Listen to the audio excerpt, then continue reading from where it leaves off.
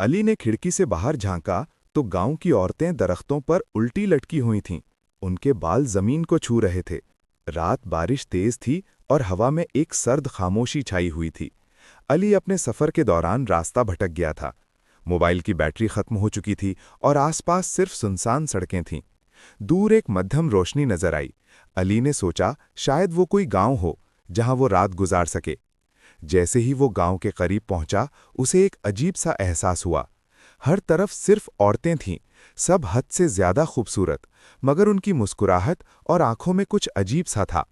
गांव में कोई बूढ़ी औरत मौजूद नहीं थी। अली थोड़ा सा घबरा रहा था कि अचानक एक लड़की उसके पास आई। वो इतनी खूबसूरत थी कि वो उसे देखता रह गया।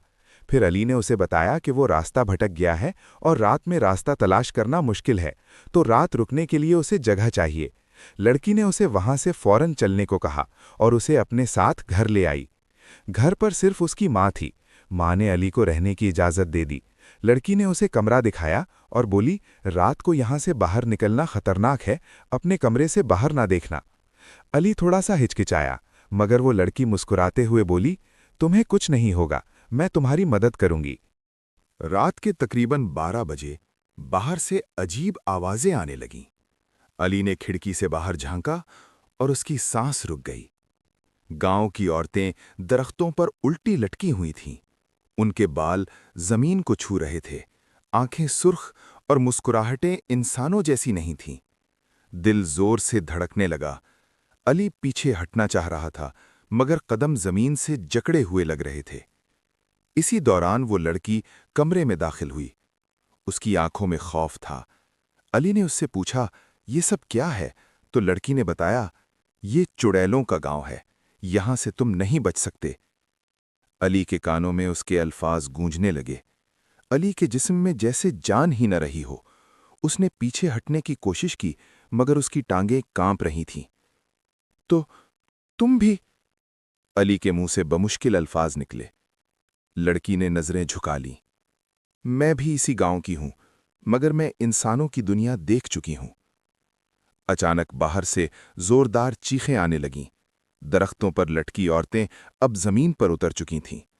उनके पांव उल्टे थे, गर्दनें गैर फितरी जाविये पर मुड़ी हुईं, और वो सब अली के कमरे की तरफ बढ़ रही थीं। दरवाज़ा जोर जोर से हिलने लगा।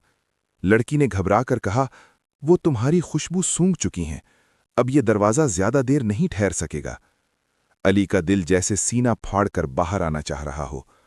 कोई रास्ता तो होगा, कोई तरीका? लड़की ने कांपती आवाज में कहा, सिर्फ एक। उसने अली का हाथ पकड़ा। उसका हाथ बर्फ की तरह ठंडा था।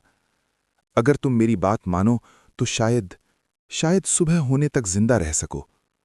वो उसे तंग गलियों से गुजारती हुई गांव के आखिरी किनारे तक ले आई। सामने एक पुराना कुआं था। अली ने घबराकर कहा, ये कुआं? लड़की ने उसकी आंखों में देखते हुए कहा, यही वाहिद रास्ता है जो इस गांव से बाहर जाता है। दूर से औरतों की हंसी सुनाई देने लगी, वो हंसी जो इंसानों की नहीं होती। लड़की ने अली के कंधे पकड़ लिए। अली, मेरी बात गौर से सुनो। अब तुम पीछे बिल्कुल नहीं देखोगे। चाहे मैं आवाज दूं, चाहे चीखूं, चाहे तुम्हें लगे मैं मदद मांग रही हूं, तुम नहीं मुड़ोगे। अली की सांसें तेज हो गईं। और तुम? लड़की ने हल्की सी मुस्कुराहट के साथ कहा, मेरा रास्ता यहीं खत्म होता है। अब आवाजें करीब आ रही थीं। दरख्तों की शाखें हिलने लगीं। लड़की ने आखिरी बार कहा, कुएं में उतर जाओ, नीचे उतरते रहना जब तक तुम्हें ठंडी हवा महसूस ना हो।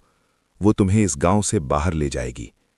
अली ने आंखें बंद कीं और बगैर पीछे देखे कुएं में उतरने लगा।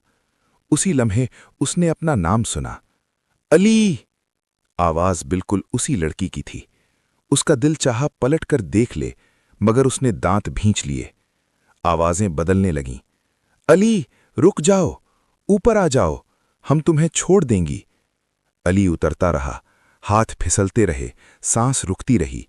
फिर अचानक ठंडी हवा का झोंका आया और अगले ही लम्हे वो जमीन पर गिरा।